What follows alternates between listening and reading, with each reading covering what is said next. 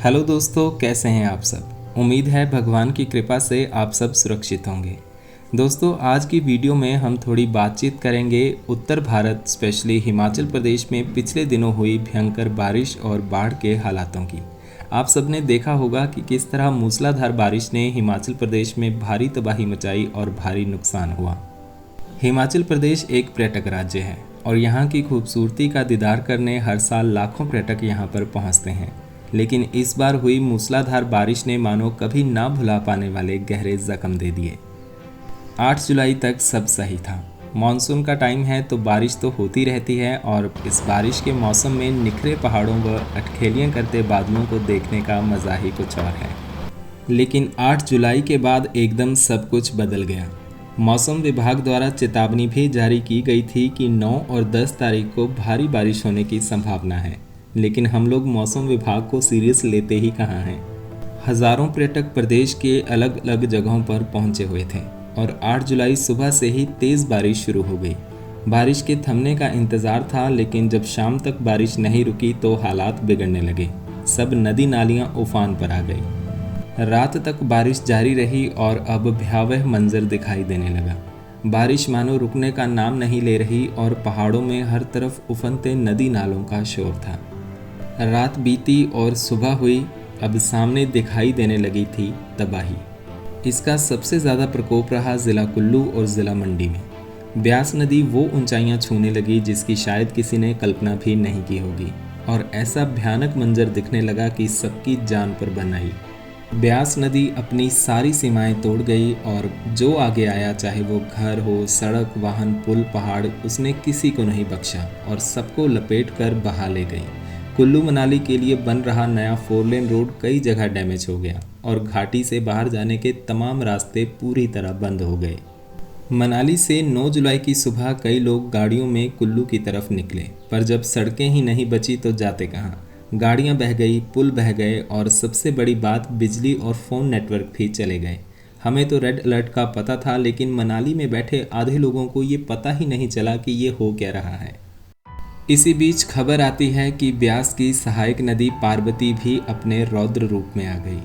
मणिकरण व कसोल में पार्वती नदी का भी वही रूप दिखने लगा जो मनाली में ब्यास नदी का था। पानी में सब ताश के पत्तों की तरह बिखरता चला गया। उधर तीर्थन व सैंज घाटियों से भी भयानक मंजर की तस्वीरें सामने आने लगी। मंडी जिला के सिराज क्षेत्र में भी बादल फटने से भारी नुकसान हुआ। यहाँ थुनाग मार्केट पूरी तरह से तहस नहस हो गई। 9 जुलाई को ही सैंज मार्केट में कई दुकानें और घर भी बह गए, लेकिन फ़ोन नेटवर्क ना होने की वजह से इस बात की जानकारी बाहर गई ही नहीं। 11 जुलाई को मुख्यमंत्री के हवाई सर्वेक्षण के दौरान इस मंजर का पता चला। अब हर जगह हाहाकार मच चुका था। लगभग पूरे कुल्लू ज़िला में बिजली के साथ साथ मोबाइल नेटवर्क भी ठप हो गया और आने जाने के भी सभी रास्ते पूरी तरह बंद हो गए।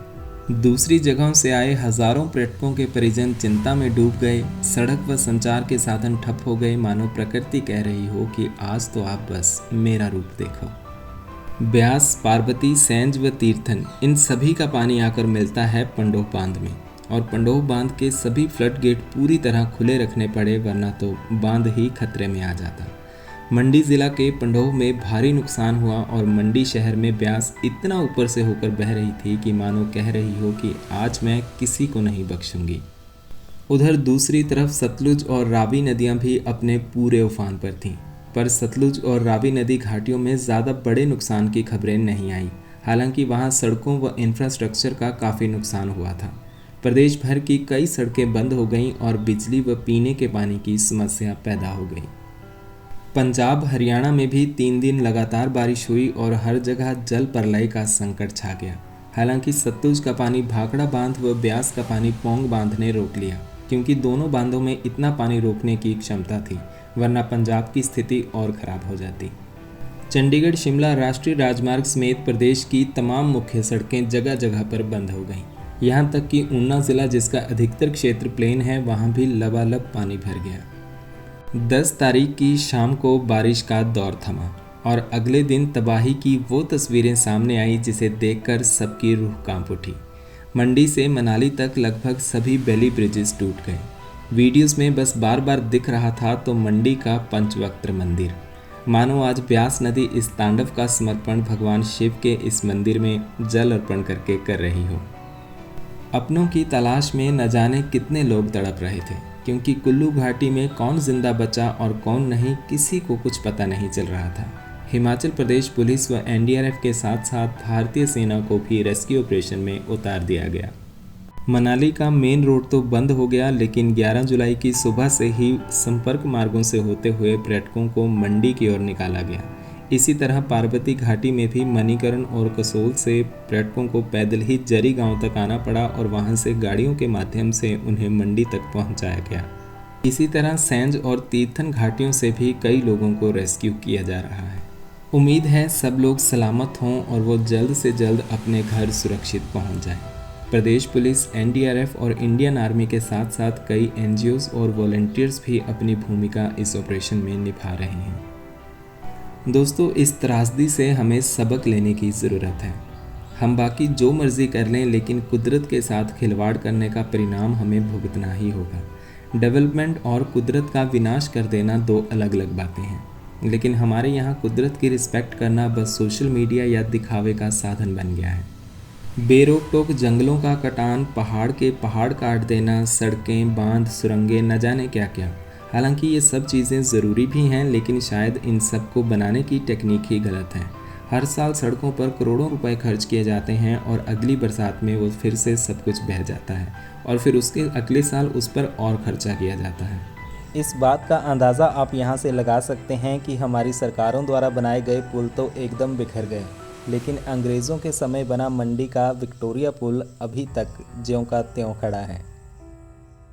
मनाली के हालात तो पिछले कुछ सालों में इतने ख़राब हो गए कि पूछो मत। हर नदी नाला कचरे से भरा पड़ा और प्लास्टिक ही प्लास्टिक यहाँ वहाँ बिखरा दिखाई देता है।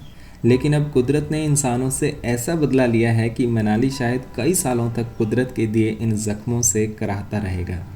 अभी भी न जाने घाटी में कितने लोग गायब हैं, जिंदा हैं या नहीं, कुछ अता पता नहीं। सैकड़ों गाड़ियाँ कचरा बनी यहाँ वहाँ पड़ी हैं, यहाँ तक कि कई बसेस भी पानी में बह गईं। पेप्सू रोड ट्रांसपोर्ट कॉरपोरेशन की बस जो 8 जुलाई को चंडीगढ़ से मनाली आई थी, उसका पता 12 जुलाई को तब चला जब ब्यास नदी का पानी कम होने के बाद उसका मलबा दिखाई दिया। इसके अलावा कुछ और बसेस के मनाली वॉल्वो बस स्टैंड से बह जाने की भी खबर है। ऐसे न जाने कितने और वाहन यहाँ वहाँ पड़े होंगे। हिमाचल प्रदेश सरकार युद्ध स्तर पर रिस्टोरेशन और इवैक्यूएशन पर काम कर रही है। उम्मीद है हालात जल्दी सामान्य होंगे। इस त्रासदी से सबक लेते हुए शायद अब वक्त आ गया है कि सरकार को अब पर्यटकों की संख्या रिस्ट्रिक्टेड कर देनी चाहिए, वरना एक जगह इतनी भीड़ का जमा होना कहीं ना कहीं दोगुने नुकसान को न्योता देता है। नदी, नाले, खड्ड, जंगल, जहाँ जगह मिली बड़े बड़े होटल्स बन गए, कैंपिंग साइट्स बन गई, बाजार खुल गए। पहाड़ों का तो मानो दम ही घुट गया। आप अंदाज़ा लगाइए कि हर रोज़ करीब 200 प्राइवेट वॉल्वो बसें भर भर कर दिल्ली से मनाली तक आती थी, जिनको न पूछने वाला कोई न रोकने वाला। प्रदेश सरकार ने उन्हें रोकना तो दूर, जबकि उनसे टैक्स वसूली का रास्ता खोज लिया कि पैसा दो और बस चलाओ। पहले मनाली में सिर्फ गर्मियों में ही ज़्यादा लोग आते थे, बाकी समय पहाड़ों को फ्रेश होने का समय मिल जाता था। लेकिन अब तो आप जब मर्जी मनाली आओ, आपको हर तरफ भीड़ ही भीड़ दिखाई देती थी। अभी तो मनाली का 4 लेन शुरू होना बाकी है। कई वॉलंटियर्स जहां इस आपदा में लोगों की मदद कर रहे हैं, वहीं इस बात से भी इनकार नहीं किया जा सकता कि 10 रुपये के चाय का कप को 50 रुपये और 20 रुपये की पानी की बोतल को 100 रुपये में बेचा जा रहा है। ऐसे समय में 10 रुपये की मैगी को पकाकर आप 100 रुपये में बेचकर पर्यटकों से लूट कर रहे हैं। अरे भाई संभल जाओ, सब यहीं का यहीं धरा रह जाएगा। अपनी लागत और मुनाफा तो चलो कमाना ही है, लेकिन ये लूट सिस्टम का हर्जाना शायद कहीं ना कहीं यहीं पर पूरा हो जाता है। अंत में हम फिर से वही कहेंगे, चाहे वो स्थानीय लोग हों या बाहरी राज्यों से आए पर्यटक हों, कुदरत की रिस्पेक्ट करें। इसमें वो ताकत है जिसका मुकाबला हम कर ही नहीं सकते। भगवान ने सबसे अनमोल चीज़ दी है प्रकृति, इसका नुकसान करेंगे तो ये बदला लेगी।